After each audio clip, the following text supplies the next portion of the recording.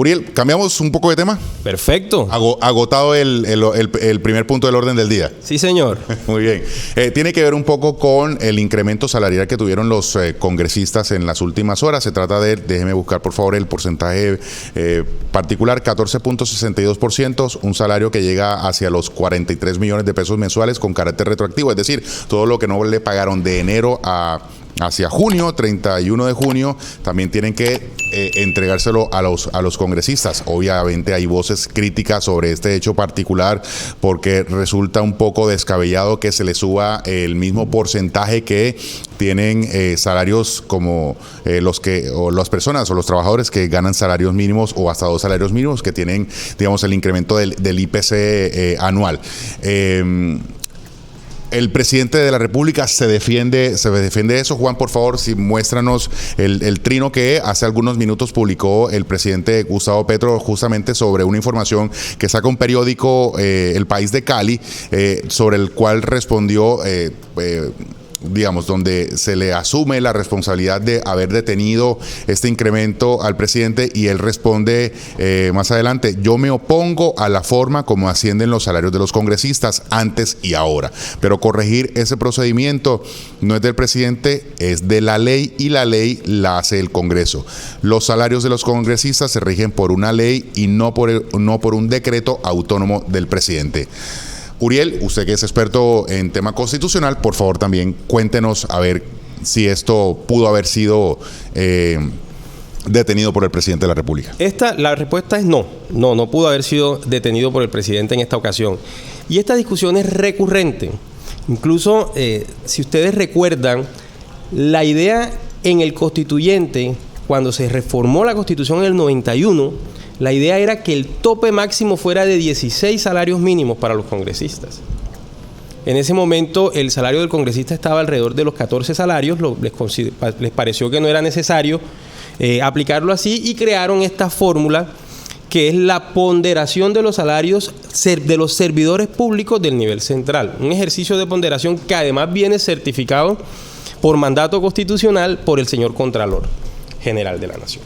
Luego entonces, aunque suene un poco chistoso y como ciudadano estoy opinando en esta ocasión, la solución está en las manos de los mismos congresistas. Así es. ¿Qué excusas han dado?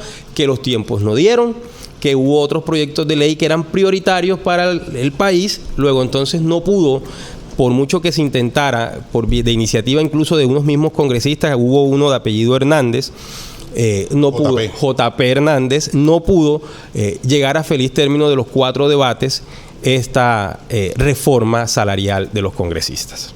Sí. Bueno, hay un proyecto andando, ya superó su primer debate en la Comisión Primera de Senado, es justamente de autoría de JP Hernández, va a plenaria supuestamente.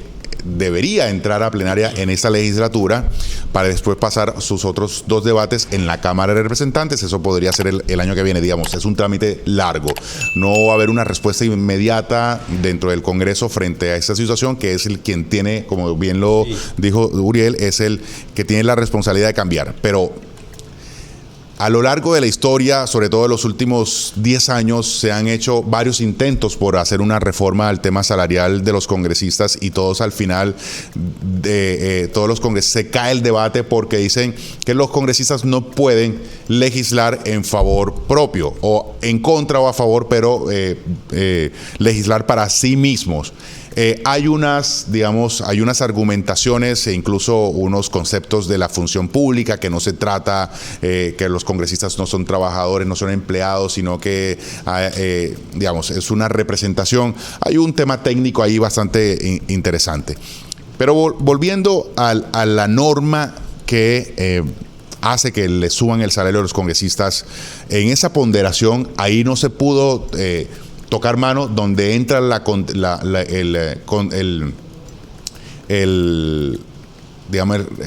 figura del Estado, el Contralor, justamente para tocar ese porcentaje y que no sea de ese nivel. El argumento de fondo, o mejor, la prueba reina, o mejor, lo que acaba cualquier discusión es que el Contralor certifica cuál es ese promedio ponderado de los ingresos de los servidores públicos del nivel central. Luego, eso da un número y con ese número la reforma, en la ecuación que dé, pasa de manera pacífica. Ahí hay una situación compleja, repito, incluso no es la única discusión, que se ha dado.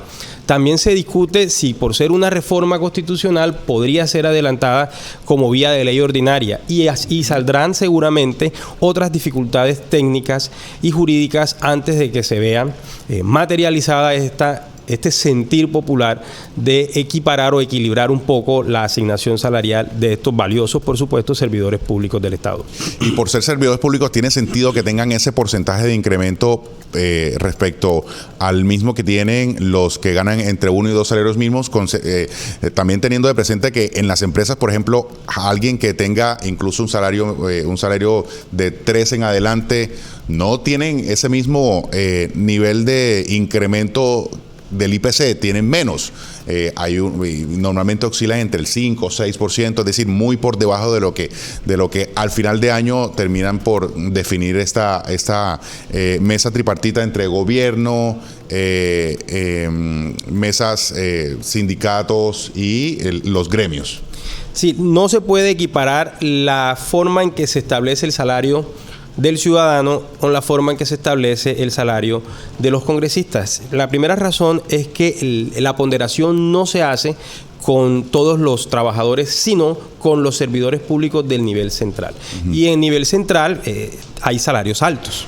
Ahí estamos hablando también de ministros del mismo presidente de la República, la vicepresidenta. Claro, los directores de los entes descentralizados a nivel central, demás, los departamentos administrativos, las superintendencias, etcétera, etcétera.